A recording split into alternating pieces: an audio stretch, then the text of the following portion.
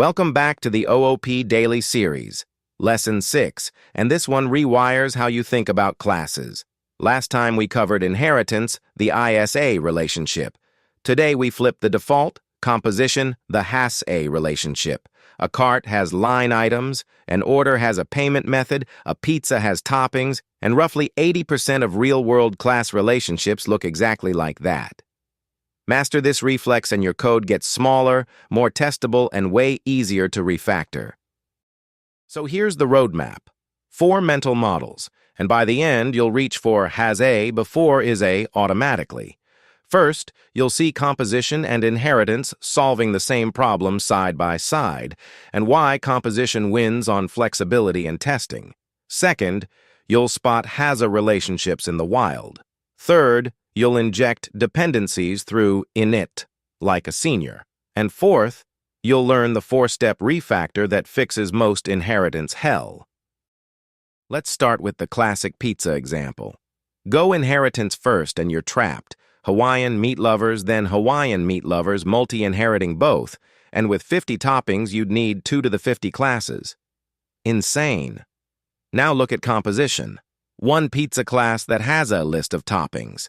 A topping is just a name and a price. Suddenly Hawaiian and veggie are data, not new types. Same problem, a fraction of the code, infinite combinations.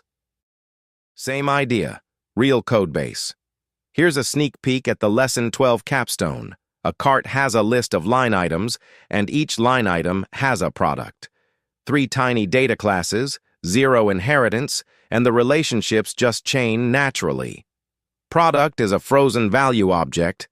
Line item knows its own subtotal, and cart sums them up. Each piece stays small, focused, and trivially testable. That's the payoff. Now let's level up. Instead of hard-coding a payment processor inside order, we inject it through the constructor. 3 totally separate classes: card payment, PayPal payment, mock payment. None of them inherit from anything. Order just accepts whatever you hand it and calls .charge. That's dependency injection in its purest form. Same order class, swap the collaborator, and your tests run with a mock while production runs with Stripe. No subclassing, no patching, no magic. And this isn't just textbook theory. It's how the libraries you use every day are actually built. Take requests.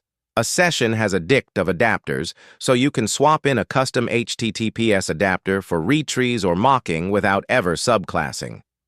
FastAPI's Depends does the same trick at the endpoint level. Your root has a database, injected fresh, and tests pass a fake. Django's middleware stack, just a list. Add, remove, reorder. If these had been inheritance hierarchies, you'd be stuck writing session with retrees and mocking, and crying. Composition is why these APIs feel flexible. So how do you actually decide in the moment? Run these 4 questions. First, is it a true HAS-A relationship? Second, can you substitute the child anywhere the parent is used without breaking things? Third, is the parent's interface stable and complete?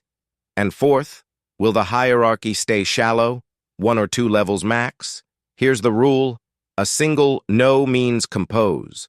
Only when all 4 are yes do you reach for inheritance. That's the senior reflex. Once that reflex is in place, these 6 habits make composition second nature. Default to compose.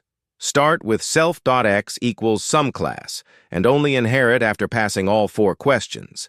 Inject collaborators through init so you can swap in mocks for tests and real services in production.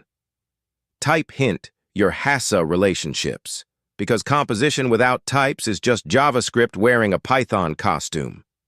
Keep classes small and focused. Delegate instead of inheriting when you need behavior, and reach for frozen data classes when you're modeling values. 6 moves, 1 mindset. And here's your pocket reference. 12 patterns that cover 90% of the composition work you'll do day to day. The left column is syntax, HAS-A assignment, storing collaborators, safe mutable defaults with field. The middle column is the mental model, lists of objects, delegation, The is a versus has a question. The right column is the architecture, dependency injection, frozen value objects, and the closing reminder, compose beats inherit every time. Screenshot this one. It's your reflex in 12 boxes. Now, composition isn't a free lunch. Get it wrong and you inherit the pain without the gain. 5 traps to watch for. God objects juggling 10 dependencies, composing concrete classes instead of injecting abstractions.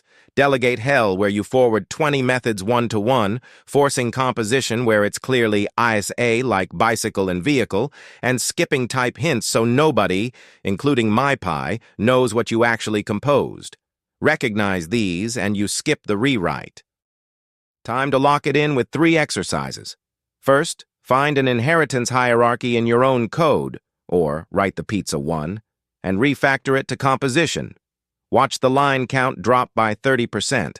Second, build the L12 capstone preview. Product, line item, cart, 3 clean classes, no inheritance. Third, inject a payment method into order. That's dependency injection, the same pattern powering FastAPI and every serious Python framework. Finish these, and HAS-A versus HAS-A stops being a decision. It becomes a reflex. And that's the daily done. You've got HAS-A versus HAS-A, dependency injection, the OSS patterns, and a decision tree you can actually use. Next up, we shift tags.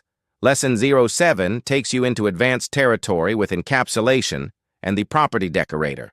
Getters and setters, the Pythonic way without the noise. See you there.